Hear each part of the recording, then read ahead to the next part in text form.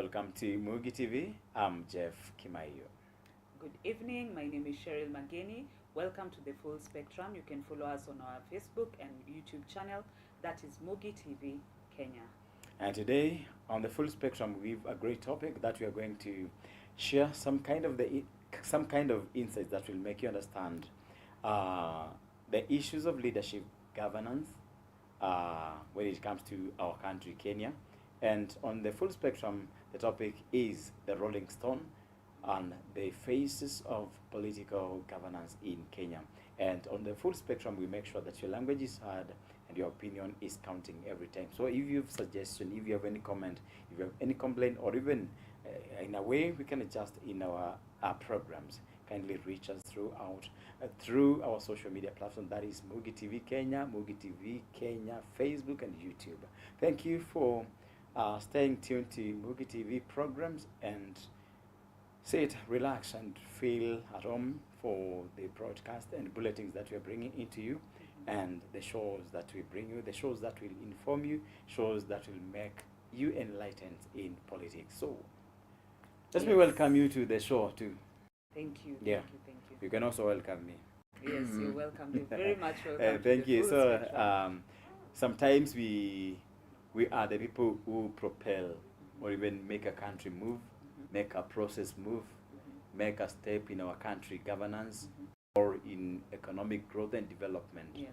And sometimes we look like we want to sleep too much in what we're doing, or even in our role, in our responsibility in terms of governance, because we have a very big role in our government, in our governance, in our leadership, because we are the people who make sure we have set the leaders that we need in any political leadership or political seat or political position. But I think on that note, I think that a lot of us are greedy, so we citizens or voters or the leaders that we have. All of us, because now when you're being bribed by a packet of unga and things like that, you put the wrong leaders, and now when they get there, they start embezzling funds, and you know.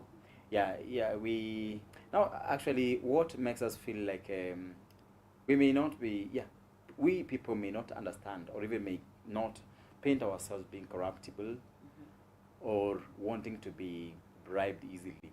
But sometimes you look at the situation back at home, you look at your history, you look at the situation at hand, and you find things are not working well. So what will save you, or even what will make you feel that you are in the same lane with your aspirant leader is you to pick what they are giving you. Because number one, when it comes to your historical background or the places that you are born, you find that the geographical location does not allow you to develop so fast, and there is the issue of poverty. So you see, when a leader comes in and finds that there are desperate people who desperately need a packet of unga, you see, they'll have to buy a lot of them, and mostly sometimes the packets may be a bit cheap, or even the products they are delivering to the voters or even citizens, they are a bit cheap, so that they can lure them, they can attract them and trap them into their convincement, and we can call it even a kind of a confusion. So by so doing, you find that everyone down there, because of the level of poverty and again the number of children or the size of your family, you find that you can't afford to feed your family. So what you do is that you feel like that's a blessing for that. Yeah, you feel it's a blessing, and a blessing, a manna, or God at the right time. Yeah, because you had missed something and now you have to pick it. Yeah, and by so doing, this is when our leaders become so opportunistic. They know our weaknesses, they know our strong points, and our strong points are just the votes that we have. So we can't actually we are made to queue for a very long time during the voting process or during election period, and we are trying to put people into work, or even we are trying to employ people. Yes, actually the right word is employing people. The other term is us putting someone into work. And the moment you take this advantage, or even you get this fortunate opportunity to a leader, they'll misuse you, they'll mistreat you. The moment you vote for them. On that note, on voting, I believe that now people are tired of bad governance, and so I don't think in the next elections people will turn up for voting, because now the older generation have passed by, and now the people who are talking mostly now are the Gen Zs, and the Gen Zs are mad. They are so they're energetic, angry. they are focused, and they want to withdraw something to deposit something else. So, and when you hear Gen Z talking, they're like, hey, me in 2027 me siwezi jisumbua kwenda kupanga line kuvote, because year come year go, things are still the same. There's no employment, especially for the Gen Zs. They are really struggling with unemployment. Things may be the same, but I think there is a deviation. They are the same, but when another government comes in, they remain the same, but they still go on the wrong side again, because everyone getting into any position, they have to ile kuoka makaa ukileta pande yako. Kwa hivyo they have to scoop minofu, minofu. They have to scoop the best to make sure that they store for themselves, which you don't know. Why are you storing? Why are you storing and you don't know tomorrow? You have people who are suffering, and you are doing this. You are taking advantage of very desperate people in life, desperate in any level of life. They don't know how they will sleep, they don't know what they'll eat, they don't know how their children will go to school, and you're still taking advantage of the same. I think it is a curse for our leaders if they do the same, because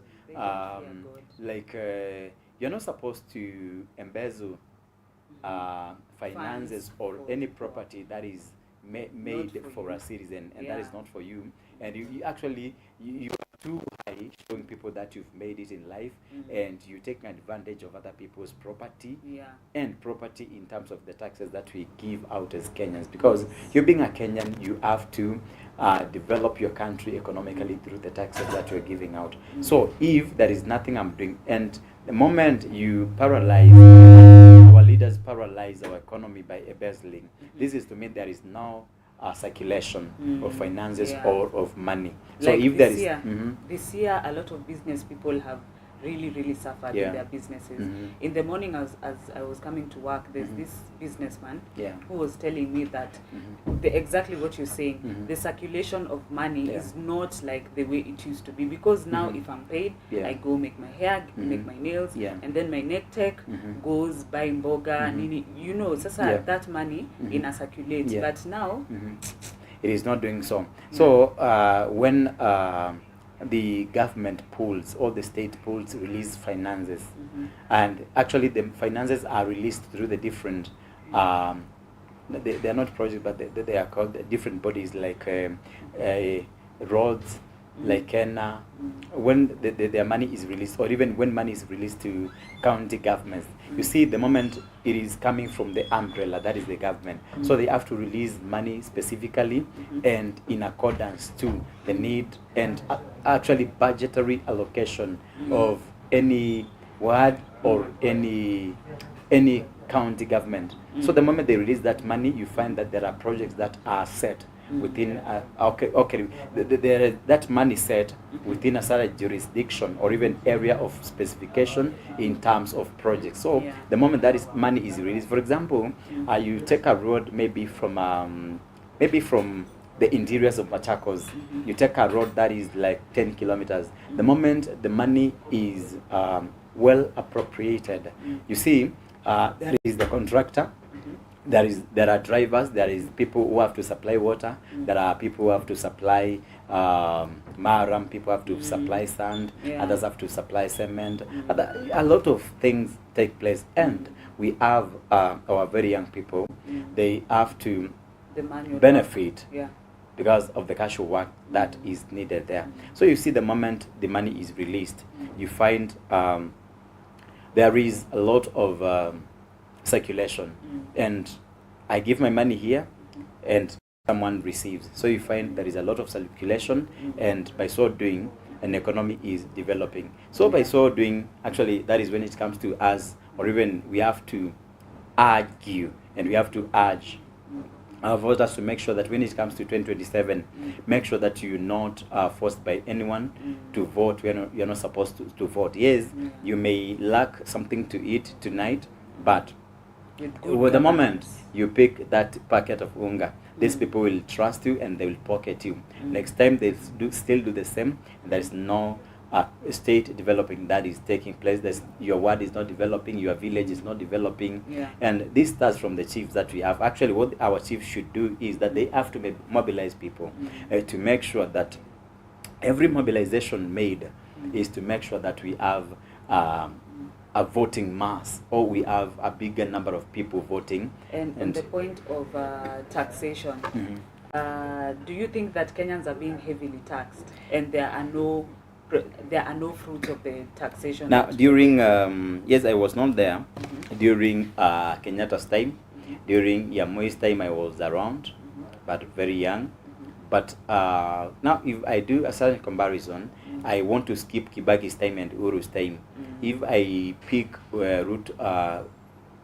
Daniel Moi's time and this time, I would like to suggest that, and actually it's not suggesting, but I would like to note, and very keenly and sensitively, that we are overtaxed as Kenyans. And again, there is something I call state-to-state deals. Maybe when Kenya may borrow from maybe Ukraine, may borrow from Asia, may borrow from US, there is that time when you have to set agreement, when you have to set the deal, and there are regulations of the dealings. So you find we've borrowed money from any country. There's too much money. Yeah, we've borrowed. Like during, I don't have good information when it comes to Moi's tenure, but when it comes to Kibaki's and Uhuru's tenure, you find that yes, we used to borrow and we used to pay amply because of the revenue models that we have. We used to pay amply, but now you see during this time you find we are borrowing, and a lot of revenue models are added upon us, upon the tax that we've been giving out as Kenyans. So what's at the end of it, or at the end of the day, you find that the money that we are giving overboard from the taxes that we used to give, you will find that there is nothing being done, because you expect, if the taxes are too high, you expect the level of development to be the same. When you go, taxation of these houses, the levy house. Until now, the housing levy, the affordable housing. It's the third year. And there's nothing. There's no and actually, what before we got, I think there is something we have to mention when it comes to the affordable housing. You'll find that when it comes to taxes, yes, we may have an opinion or even a suggestion that we would like if the taxes are to be made. Yes, we sometimes you don't have to rebel as a citizen, because if you rebel, you alone, there is no difference you can make.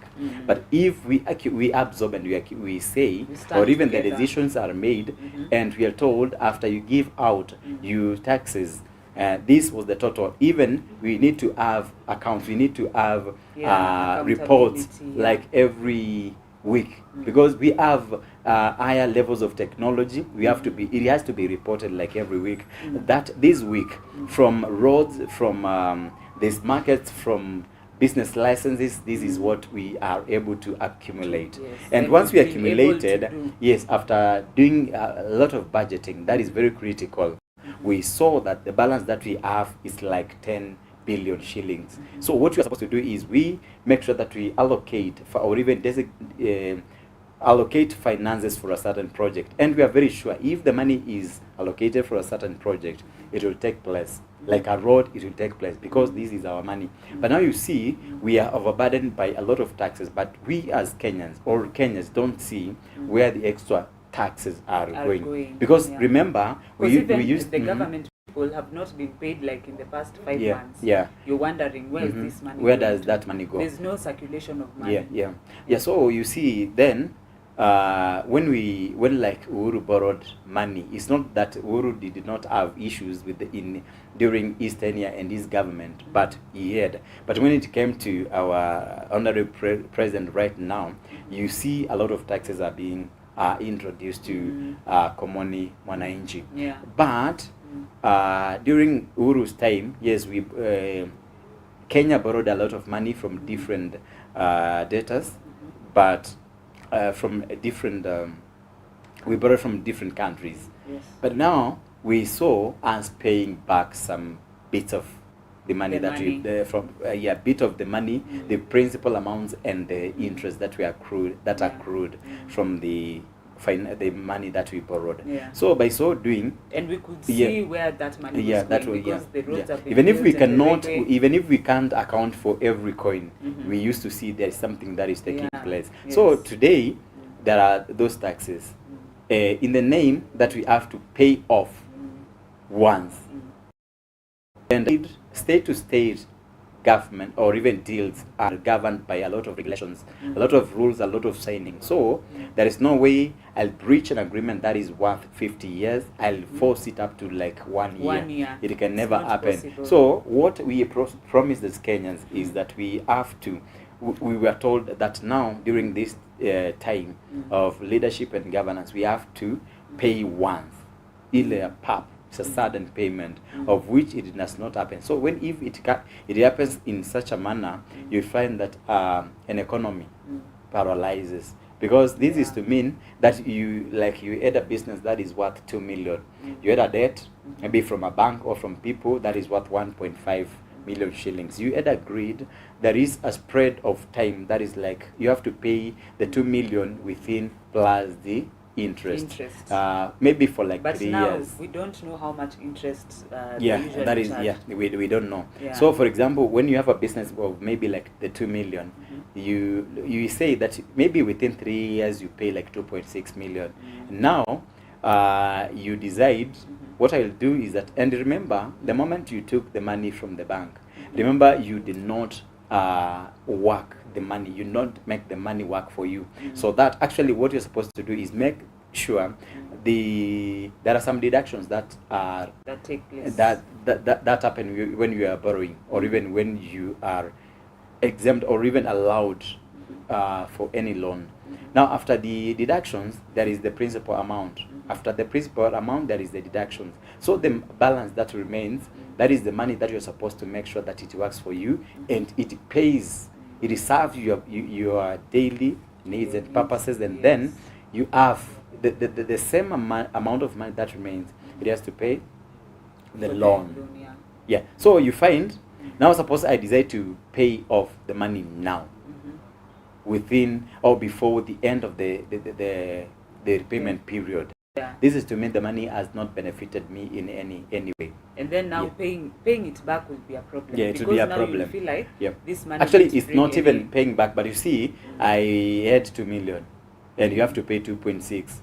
And there is a way, there are some calculations that are done in that if you decide to pay, you had to pay, the official repayment period was like 3 years. Now you decide you want to take off the yoke your shoulders. Now you say, I want to pay within 1 month. What happens is that you have to pay for the 3 years. Now for the 3 years you do times 3 years times 12, that is 36 months minus the 3 months that you've decided to pay back, to pay the whole amount. So that will be 33 months. So the interest will be the total interest will just go for, it will be lower. The interest will just be for 3 months, so the other one is exempted. So the moment you do that, haijakusaidia hiyo pesa. So I don't think whether our government or our country should do that to any country that gave us money, or even any country that we borrowed. So I think we should not go that way. And let me ask you, have you heard of the president or anyone borrowing money in this tenure, in this Ruto's era? Have you had any loans that they've taken? There are a lot of loans. Let me not quote any loan, but I think they are, and a lot. And a lot.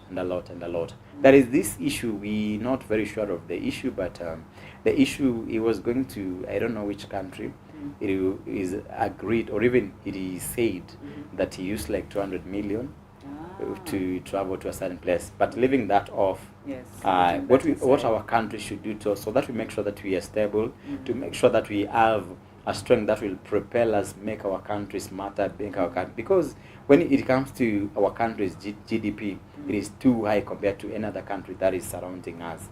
And Kenya has a lot of revenues when it comes to finances, when it comes to making money in taxes and through another way. you find that we have very, very resourceful revenues that we need to use them and to make our country brighter and more beautiful than another country that is surrounding us. So I think that is a way we need to use our money. We need, number one, to avoid the issues of too much. Sometimes the fight against corruption and graft, it is fought for a very long time. Things like corruption, will it really end? Because now it is everywhere. It may not end, but today we want to say hashtag start with you. Let corruption end with you. Yes. Because, for example, it may not. It is not easy that it ends, because sometimes there is something that I want to do to please you. I give you money so that you can do a favor to me, and that is bribe. That is corruption. That is graft. So the moment you say that I have to move the right way, and there are some times maybe when it comes to the issues of contracts through the government, tenders and contracts. There are some thresholds that you did not eat, and because you did not eat the threshold that a state needs for you to qualify for any tender, what happens is that there is a line, there is a queue of people. You have to make sure that your pockets are cut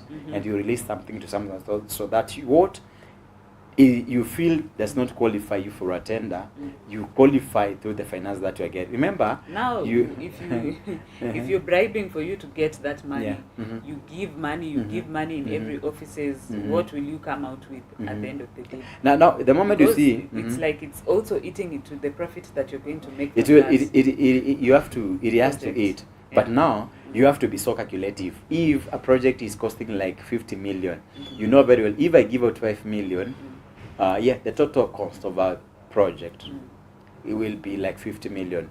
If you give out, after you do your calculations, you find that you've got like 15 million profit.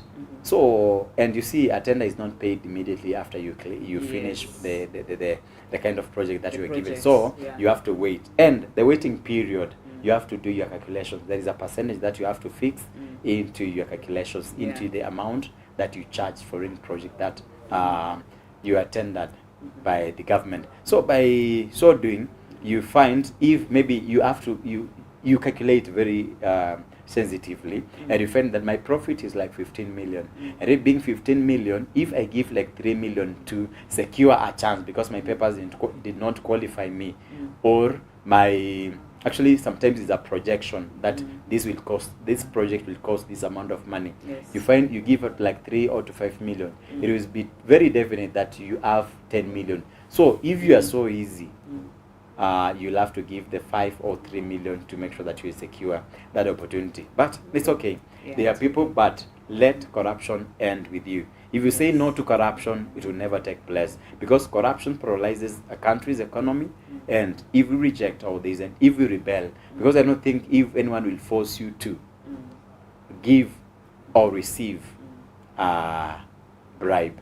Okay, so we can tell our viewers that this is the full spectrum, and you're welcome. We're talking about politics. So now we can dive into our topics for today. So why do you think Ruto visited Uhuru? And in their last tenure, they were not talking to each other. It's like they were hating each other. They were talking. Yeah, they were talking. But you see, the talk was not a talk a voter or a citizen will wish to listen, because it's like when it comes to a family setup, you find there are parents, there is the mother, there is the father, and below there are the children. So children are subordinate to their parents, and they are subject to their parents. So if it happens that there is quarrel, in every setting where there are people, there have to be quarrel, people have to cross, people have to misunderstand one another, either for good or non-intentionally or unintentionally. But what happens is that which way or what method you use to make sure that you solve the issue that you have. So when it came to actually to mention the issue why Ruto visited Uhuru, and actually this is very few days ago, we saw our president visiting our lovely former president Uhuru Kenyatta. Sorry, I'm thinking of the combination that was for a very long time, but it's okay. It was a good combination for the first time. But we saw salt into sour when things or when time was progressively moving on. And they were best friends. Yeah, they were best friends. Actually, you could everywhere they you were would think together. they are attending a sudden wedding. Kama wao ni kama ni wale maids wa wanaume wanaenda kufanya wedding ya mtu fulani. So I take on what, and it's a thought why Ruto visited Uhuru. Then for me, when it came to Ruto combination and Uhuru, when they started in the first, when they started campaigning during their first tenure, and they were released or given the position of the top leadership, that is the president and the vice president. We saw the combination was very good. Yes. The terms were the same, language was the same, dress code was the same. And even this is to mean the dreams and the projects are the same when it came to our country, Kenya. So things kept on moving, and sometimes you may be friends, and that is something that is like, because of a political competition, that is something that I want to achieve. I want to cover someone. I want to illuminate more than someone else. I want my life to be born brightened, or even my life in politics or in another field to be a bit brighter than the life of someone else. So they moved well. I congratulated them the first 5 years. Yes, but now when it came to the second term, and these issues, the sea broke when it came to their first year in the second term. Do you think one of them was now trying to break out so that? What I know is there are a lot of deals when it comes to political leadership. A lot of deals are, and a lot of oaths, a lot of vows are taken. And like our former vice president Gachagua used to talk of something like shareholding. This is, to me, it's like our country. You own your, we rightfully own our lands, but when it comes to a leadership, this is to mean like when you go to Luo Nation, when you go to Central, it's like you have a portion. It's like this is a cake whereby you have a portion of yours. You find that there is one who has a portion of like 1%, 2%, 80%, with the going with the majority, maybe who feel, and majority coming in to the issue of voting, that we voted in a block. So this 80% will mean that it's like we hold a bigger percentage of the country, which is very wrong for anyone. Don't you think that something, those are mind games? And they were mind games, but by so doing, everyone is trying to win because of the cutthroat competition. So, and again, that issue of wanting to show that 80% belongs to a certain tribe or region. Actually, it's region politically. So there is the issue of ethnocentrism. It's like you want to show us a certain group is more valued than the other group, which is very wrong. So the issue of the first year of second term during Uruto's time, things started going sour. And this is, to me, it's like there was a deal that was didn't go through. Did go through. There's a deal that was struck, and maybe it didn't pursue or even prevail. And by so doing, you have to defend yourself, and you have to prove to one another that this is what we had agreed. It's like you want to betray me. It's like you want to deny all that we had agreed. So it's like there is something that happened, and we saw before the end of the first term, during the second term, this is Ruto's time. We saw Ruto started campaigning, and he had vulgar language towards Uhuru. And what we saw from our former president Uhuru is that he did not retaliate, he did not revenge, and did not do any negative issue or even thing against Ruto, the vice president then. So what I think is there was a drift even during the time of transition from Ruto's government to Uhuru Gachagwa's government. You saw the terms were not so good. It's like Uhuru was not easy in giving out. There are some objects, there are some things, there are some signing that you have to do when for you to transact a transition. So I think that when all this happened, and there are some terms that Uhuru mentioned, when he was voting for during Ruto's time, and this is like 2 years ago. Yeah. 2 years and something ago, he talked to a certain region that you're supposed to vote wisely, and I think this is something that should go widely to every Kenyan, that if you're voting, make sure that you vote wisely. Don't vote.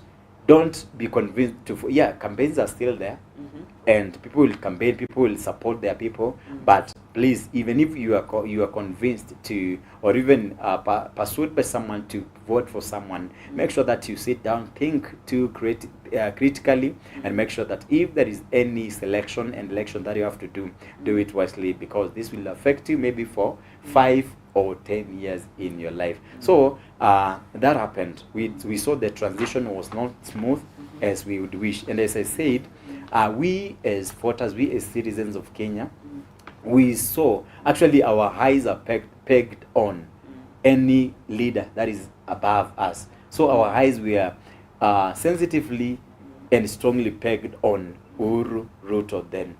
But we saw the transition was not good. Something teaching us that we have to, our leaders need to have one language, need to use a very common language to make sure that they express their work and their need, or even their desire, and their desire of focus and purpose to the voters. So, Ruto akaenda juzi, after we saw there was a drift. Even there was a consecration of a certain bishop in Embu, and this is like 2 months ago.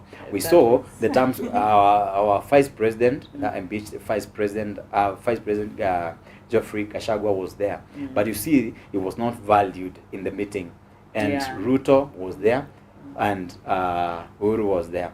What was very clear and very evident is that Uhuru was valued more than them.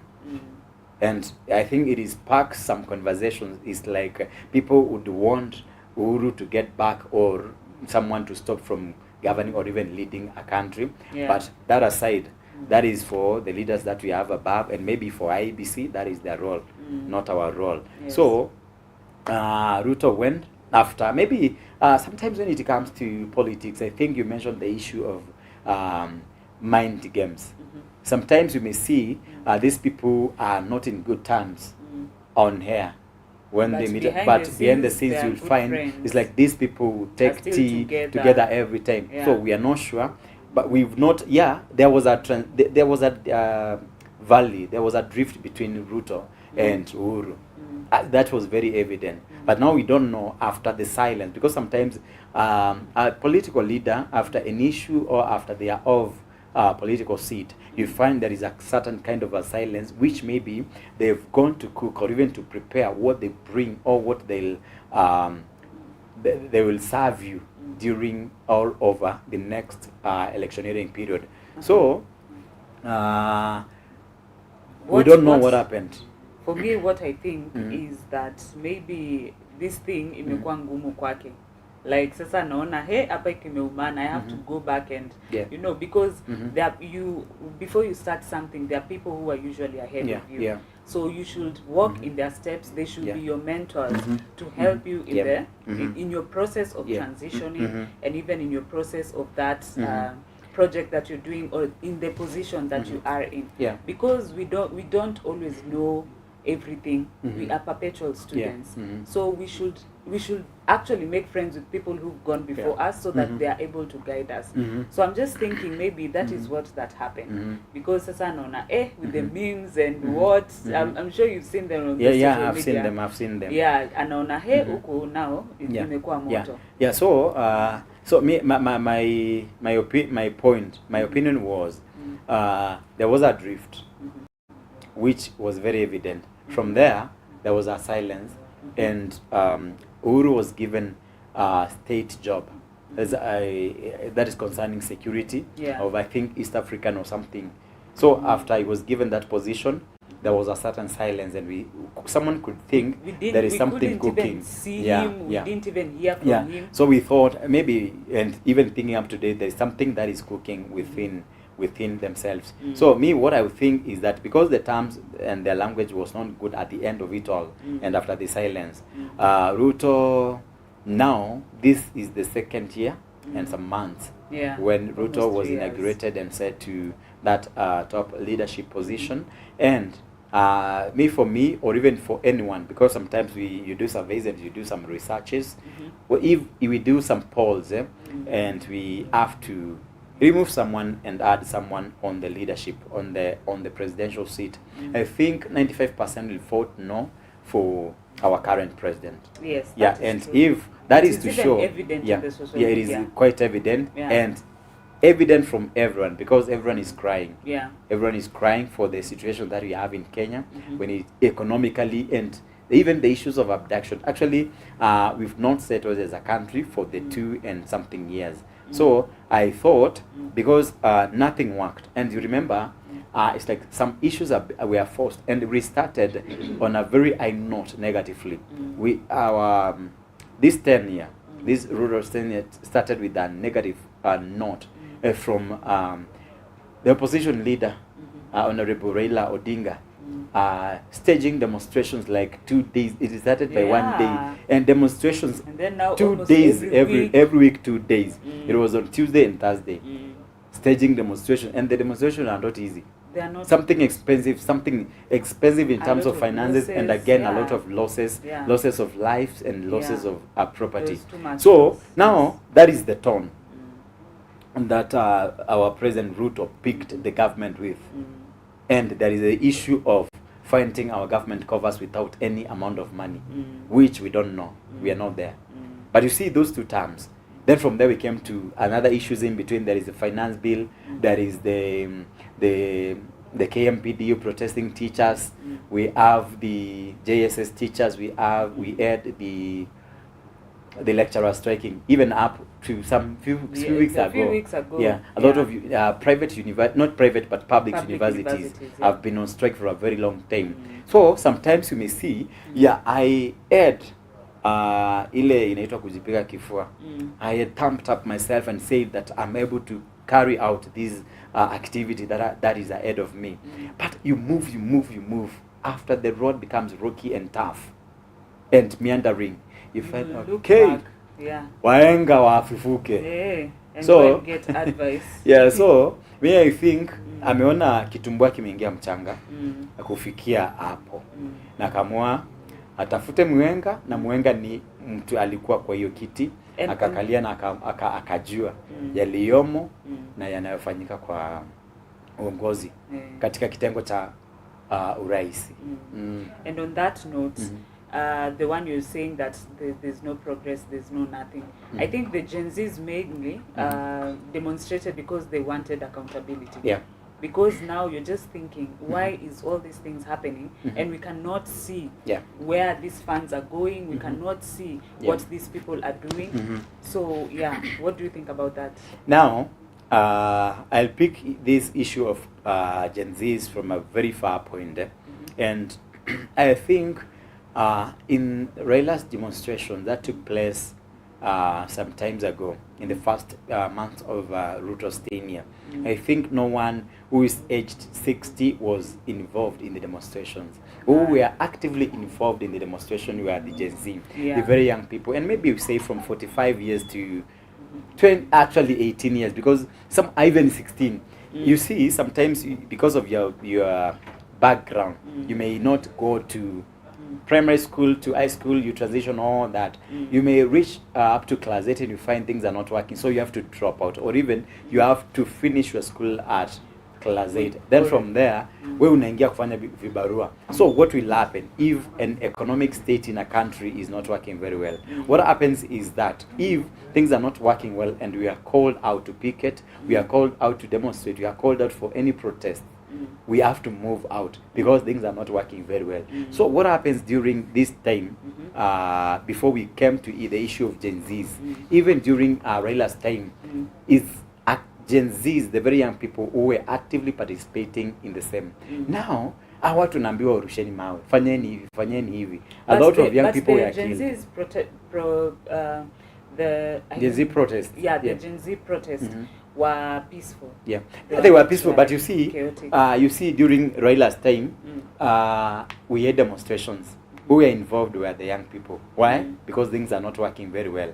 And what happens is that our opposition leader Raila Odinga did a very exhaustive work of mobilizing all these people. And what happens if you hear Baba is mentioned somewhere? They have to rush there. They have to meet them, and they have to plan whatever they have to plan. Like one Nuru Okanga, I think there is something they call Bunge la Mwananchi. I think inafanyikanga hapa wapi karibu na Kayole, somewhere there. Jacaranda.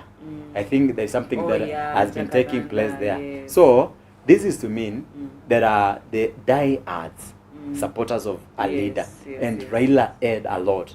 Raila, I don't think the number. I think the number is becoming very small. Is reducing drastically because people are now people can see. They can see these young people. Well, they were convinced and confused wachukue mawe warushe na wakarusha actually in support. These people do their things wholeheartedly. So wanachukua mawe vizuri. Can you imagine someone rolling a stone very close to inatoshana na pro box? You see, wanafanya hivyo wafunge barabara so that there is nothing in any economic activity that will be taking place. In that area. So Ruto Raila akatumia Gen Zs na kukaenda actually a lot of paralysis in economy was done. A lot of during punishment. It was so punitive. So after this is done, kunaenda things go slowing down. Actually the graph becomes from top to bottom. So we started from a very high notch, a top notch, tukianza maandamano hizi ya Raila, Gen Zs zinakuja zinateremka. So the moment zinateremka, it's like there are some negotiations taking place within the opposition and the government. And me, what I know very well is that you are not supposed to collude with them. If you are a government, if you are current government, there is no way you're supposed to collude with an opposition government or with opposition side. There is no way you're supposed, because opposition is and that is why the Gen Zs felt like they were betrayed by Raila.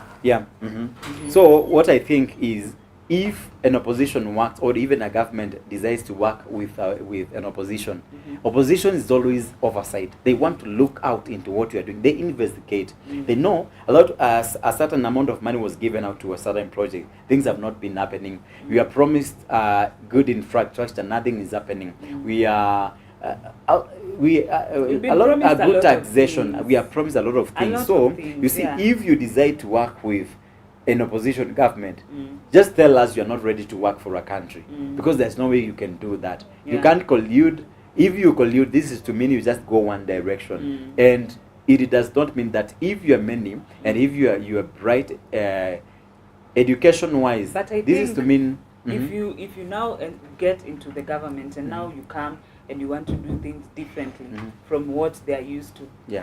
I've heard people being impeached. Some wanna disappear, the way you say, because I think this thing they are running it together. What do you think? No, my thought is very rigid, that there is no way a government will work with the opposition, and if they work, nothing will ever go on. Like I want to know, like I know when it comes to business now, I think business has stalled for more than 7 months up to now. So things are not working very well. So now when we saw the graph of Raila's demonstration going down, we suspected something may be happening, because we had no peace. Business was not going as usual. Now activity was going as usual. We lacked the way to progress as Kenyans, and maybe even schools. It was an issue for our going school children to attend schools. So after maybe every leader has a group of advisors, and I know our president has. I think what has been happening during that time, or what happened during that time, is they scotch, or even the issue of, it's like you fear, but you have to force yourself into something or into someone. So it's like they forced themselves humbly to Ruto, and they told him, look at what is happening. And reports are that it's like every day of demonstrations during Raila's time, or demonstrations, as a country we used to lose like 2 billion every day. That's a lot of money. This is to mean every model of collecting finances or was shut down, was blocked. Yeah, so was the blocked. channels were all blocked. So there is nothing we are doing. So I think there was some negotiations that were taking place, and it had to it because it the, yeah, the and you economy see, would have gone down. and what happened is the deal was struck, and things worked very well. That's why my thinking is like, that's why you saw Raila kept quiet, and it's like they kept working. There was that magic. They merged to work together as a government and as the opposition side, which is very wrong. So you see, and the moment Raila is absorbed by the government, hao watu walichukua mawe wakarusha, watu walifunga barabara, anasahau wote. Actually, from that time, I think Raila has spoken like 3 times. I don't know. Like 3 times. And Raila used to talk every day. Yeah, you see, press briefing, nini, conference everywhere. Raila is addressing the nation in few minutes or in few hours. Yes. But now you can't see. Actually, I think it's 3 times. And this time he was supporting the issue of our state and Adani deal. Yes, that is the time yes, he was came speaking towards up again. supporting the Adani deal. So what happens? I think that is a very big betrayal, and these people are supporting. The same thing that happens to our leaders. The moment you do your voting and you vote for a certain leader, because they saw you are desperate, the moment they go, the moment you vote for them, the moment you see them, they forget about you. That's a very big betrayal. And I think as a country, we are not supposed to move that way. We are not supposed to. We need a country that is bright. We need a country that can be accountable for any money in taxes that we accumulate as a country. And Jeff, speaking of betrayal, Yeah. do you think that we've been given fake promises? Now, the promises that we are given, where hata Musa siku fulani aliulizwa na wana wa Israeli, mbona ukatutoa huku unatupeleka huku na hakuna chakula, hakuna maji, hakuna nini? Na wakasema afadhali huko Misri walikuwa wanafanyishwa kazi na wanakula tu hivyo. But now you see, when it comes to promises, we take our promises, or even we take the leaders' promises to their manifesto. When there was the issue of economic development, there was the issue of security. A lot of issues were promised in the manifesto. And what I would like to urge our leaders is that if you see your 10 points manifesto is not adding up, can you reduce them into 2 and make sure that you do what is in the manifesto? Because it is better. What happens is that you are not held up into the manifesto that you've made. If your manifesto had 10 points and you feel you don't deliver, yes. What you do, reduce them into 3. After you do the 3, before your tenure ends, make sure that you add other 2 and you review your manifesto, you rewrite your manifesto. Because what we do as Kenyans and voters is we want to see you deliver, because we are struggling. Because I want you to see, just go to Nairobi CBD, from which point? Start from very close to Nairobi University, you go to Kemu, you go to very close to Expressway, Uhuru Highway. From there, go to Jogoo Road. And even before you go to Jogoo Road, there is the Haile Selassie roundabout. That is from Gong Road, from Mombasa Road. That is Old Mombasa Road. You come all the way to KPCU. Come to OTC. Shika Jogoo Road. Rudi Isili, Enangara. The roads are very nasty. Yani you feel like kama uko na kagari yako unasikia ni kama unafaa ubebe gari badala ikubebe.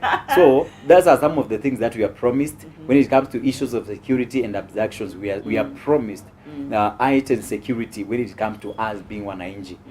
Yeah, so a lot of promises are not actually they are too much. They are too much. I think there is none that is fulfilled. So they are over-promising us so that they can win our trust. So, and by so doing, now when it comes to real voting, if you promise something to a Kenyan, they did, unless we are so duped, unless we are blindfolded, I don't think if you you do 10 promises to your spouse, now then you come to the issue of voting. You give 10 promises to your to voters or to Kenya, to citizens, then you don't even deliver one. Chances of you getting back, or your probability of you getting back to the seat again, if you projected that you do 2 rounds constitutionally, I don't think whether you'll make it for another seat, another term.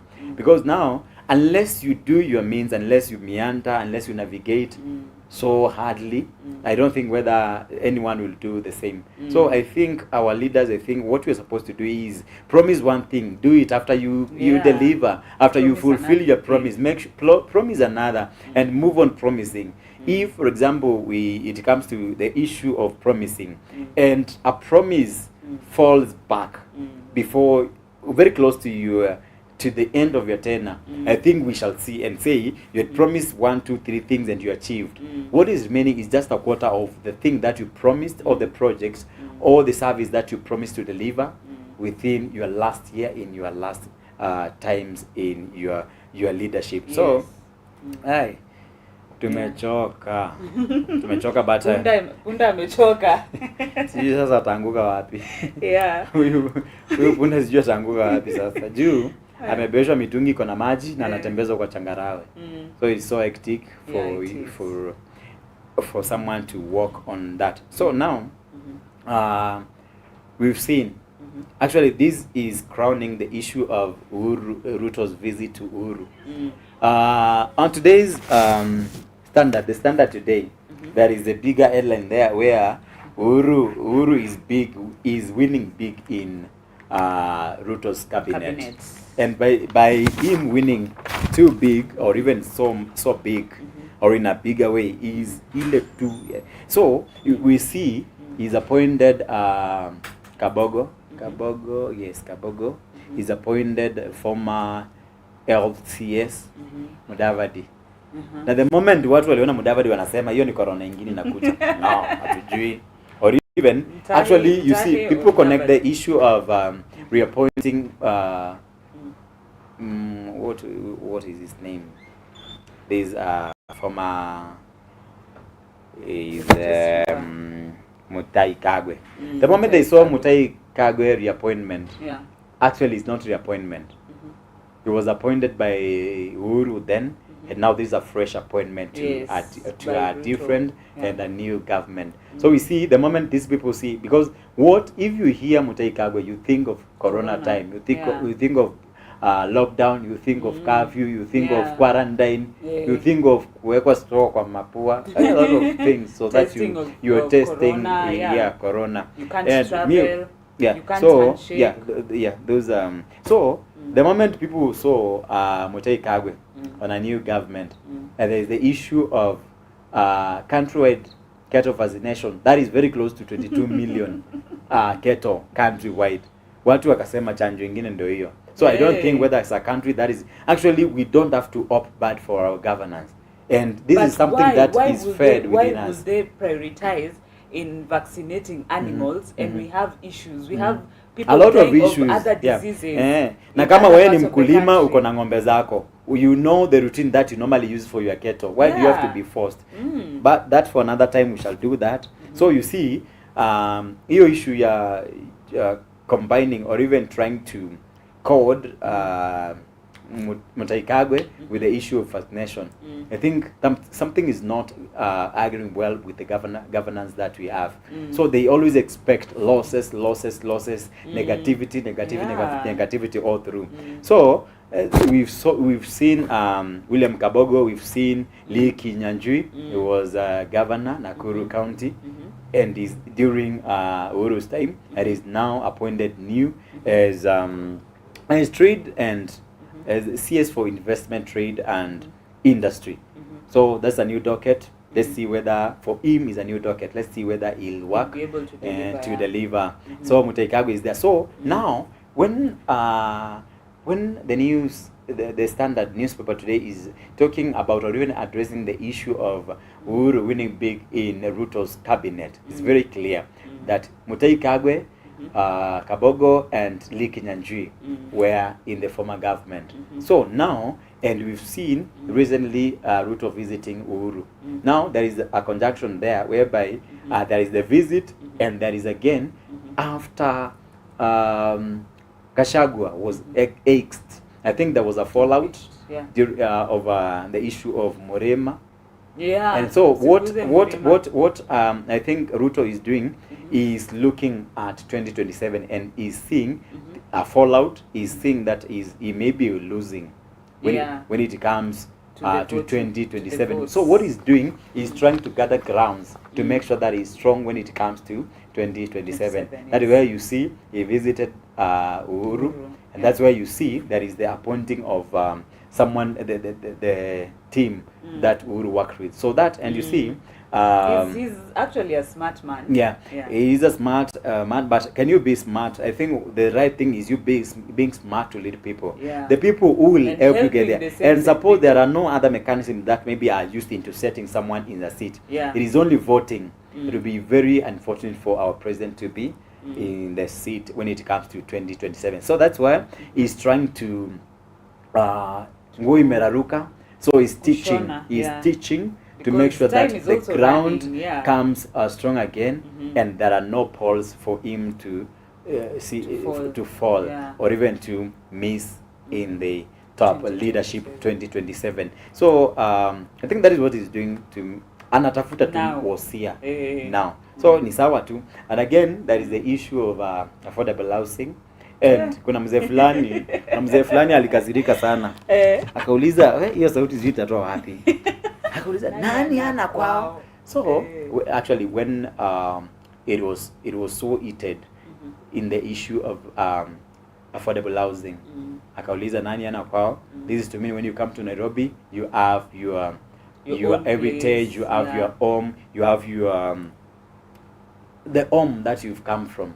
So here you are forced to have a house in Nairobi. It's affordable housing. And my calculations are some of my concerns are that housing or affordable housing is very good for a country if it is only for the people who don't have homes where they some place they can call home. When they retire. It is a good one because number one, looking at a positive perspective and opinion is a lot of young people, a lot of even engineers, architectures, contractors are in the same place. Jeff, don't you think that now the Gen Z, because we've stopped holding so much onto our cultures, now people just want to live in Nairobi, people just want to invest in Nairobi, because even in these days people don't travel as much back home, because now even it's Christmas. They are traveling like today from 9. Traveled so much. You've not there, but like you see before, from before.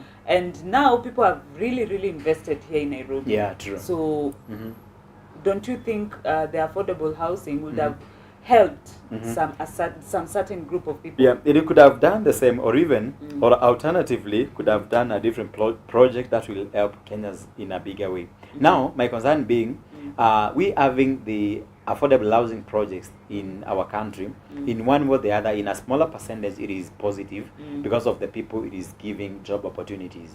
But now how long will the housing project take place? It will just take place in a very few years, and then that is the end of it. Now the bigger hurdle, or even the other hurdles, comes when it comes to the issue of civil servants, that you are taxed, that you are cut a certain amount like 2,500 to cater for the affordable housing.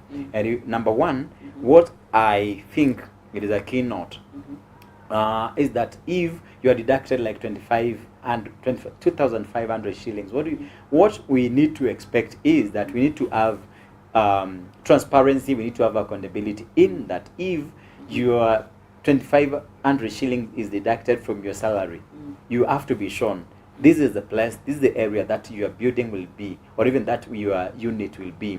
Because number one, we have engineers. Before we continue, don't you think 2,500 will be too little?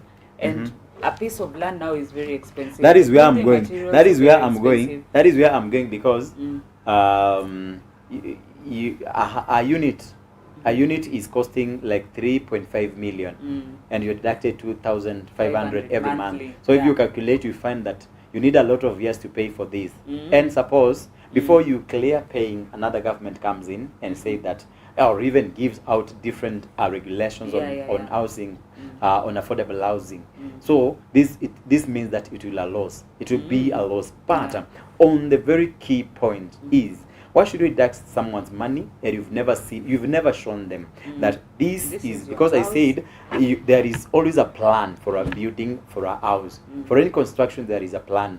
and a plan may be drawn on a piece of paper, and it shows this building will constitute of maybe a basement 1, basement 2, there is a parking somewhere, hizo vitu zote. Then the construction of the building will go for will have 10 stories.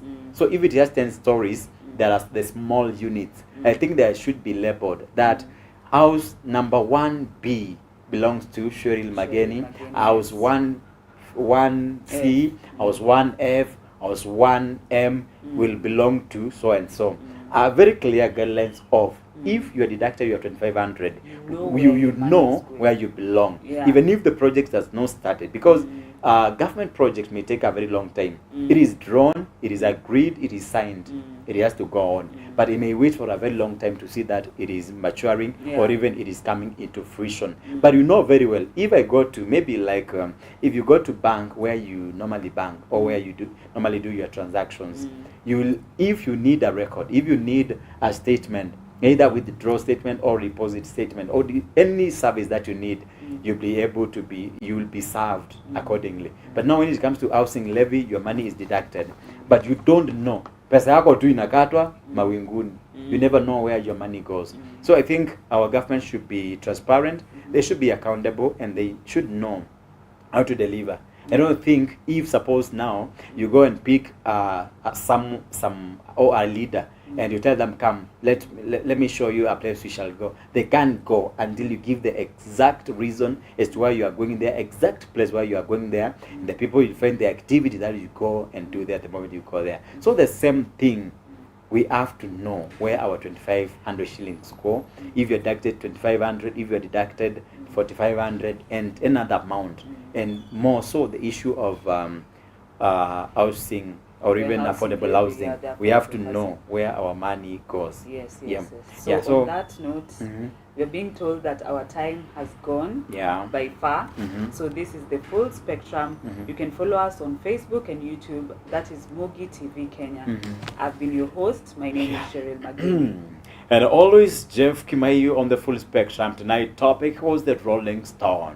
Our government is rolling and nothing is being gathered.